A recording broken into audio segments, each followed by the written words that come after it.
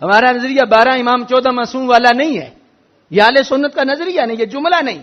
آج بہت سارے لوگ عدم علم کی وجہ سے یا عدم توجہ کی وجہ سے بڑے بڑے آستانوں پر بڑے بڑے مولوی صاحب بھی دعا مانگتے وقت 12 امام اور 14 معصوم کا نام لیتے ہیں۔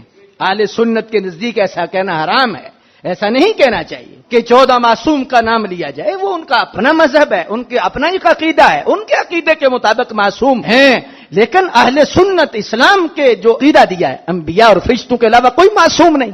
ہمارا جو نظریہ ہے انبیاء کرام کے متعلق ہے، فرشتوں کے متعلق ہے معصوم کا، غیر نبی معصوم نہیں ہو سکتے۔ تو لہٰذا اگر یہ لفظ بولا جائے تو پھر عقیدے کی نفی ہے، انبیاء کے علاوہ ہم معصوم بولتے ہیں، تو لہٰذا ایسا کبھی نہیں بولنا چاہیے۔ اگر کوئی بولے تو آپ میں سے ادب سے لوگ گزارش کریں مولانا حضرت کیا یہ ہمارا اہل سنت کا نظریہ ہے، اہل حق کا یہ عقیدہ ہے 12 امام اور 14 معصوم والا؟